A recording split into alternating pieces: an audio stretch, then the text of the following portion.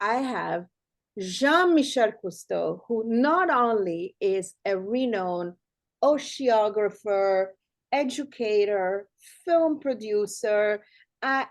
What hasn't he done? But you know what's really getting into my heart is how much he loves the sea and how important it is that we safeguard it and we protect it. And I am just, of course, he's the first son of renowned Jacques Cousteau, but he's a name on his own. And I'm interested to know about Jean Michel because he's done great things.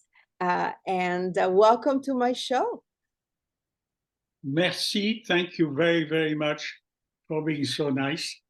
And I'm ready to do anything I can to not only answer your questions, but also to do everything we need to do to protect what we depend upon, which is the ocean. If there is anything that you feel we can do as a first step, what would you recommend? The time has come to view the captivity of whales and dolphins as part of our past and not a tragic part of our future. What can we do for people to do something about it, to make a change, to make a difference? I know you have a camp for kids that you are educating about anything that has to do with the ocean, but what can people do? Because we're never going to be somebody like you. We're not going to be legends, but it takes a village, right? Well, everybody can contribute to making sure that the human species will not disappear. And education is critical, and that's why I'm very honored to work with the Ritz-Carlton Hotel in 6 different locations worldwide and other locations also, to communicate with the visitors, the people who come there, and to make sure that they have access to information which usually they don't have access to. And of course, our program is focusing very often on young people because the young people are the decision makers of tomorrow. Young people are like sponges. They absorb everything. They never forget it. Those young people are communicating with their parents or their friends or their neighbors. And these young people, when they grow up, they become much, much better decision makers. Which one do you think is the single most grave problem? Is it plastics? Is it ocean spills? Is it climate change and the changing of the temperature of the water?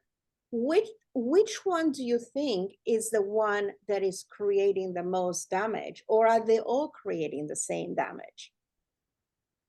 We are the ones who are creating the most damage. And we need to never forget that one of our primary senses is vision. So we're very sensitive to what we see, plastic or whatever.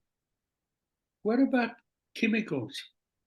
Mm-hmm. What about you take a tablet of aspirin because you have a headache, hopefully it works. Where's that chemical going? Ultimately, right into the ocean. And it goes with heavy metals. So we need to treat those waters before it gets into the ocean, because the public, and I have the privilege of living near the ocean, but a lot of millions and millions of people don't live near the ocean. Well, they're all connected to the ocean. If you see snow on top of a mountain, it's the ocean. If you're skiing on the ocean. And if you're drinking a glass of water, you're drinking the ocean. It all goes into the ocean, it evaporates, it creates clouds, and it creates rain and storms and everything that lately we've been behaving. And so we need to learn all of that and start our behavior, and we can, to stop dumping everything and thinking that, the ocean will take care of it. I know that with Ocean Futures, obviously Ocean Futures is doing so many things. And I read that you have an architecture degree because you have a dream of building a city underneath the waters. Do you think that's possible? Dr. Sylvia Earle, famous marine biologist, who's an amazing lady who's done a lot to communicate with the public, and we were invited in that underwater house, which had been set aside where my son was, and he's the one who spent 31 days down there. And we went to see him, and we filmed all of that. Everything went very well. And that kept him and many other people now wanting to build structures which will allow people to stay underwater. And for me, it's not so much the technical aspect of it, because we know what needs to be done, but it's to be able to be there and observe nature and find out how these plants, animals, and communicate, because we have to understand that any plants and animals on land and plants and animals in the ocean kind of connect or communicate and depend upon each other, just like we do. We have to support Maui. We have to help Maui. Hawaii is one of the last places of paradise on earth, as is Fiji, of course, and so many others. And it's tragic what has happened. And I love that you care so much. We need to help. And that's what I want to do. And I'm doing a lot of efforts right now to raise funds separately from Ocean Futures or with Ocean Futures, but I want 100% of that money to go to those people.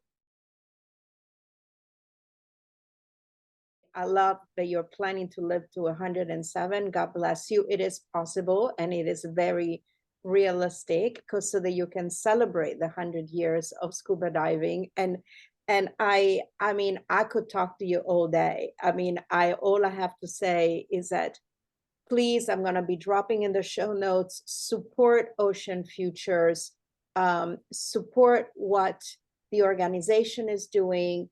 There's so much that you can find in there, from swag to expeditions to trips to movie productions to education. It's all on the website. This is the beauty of the internet and the technology, as we discussed.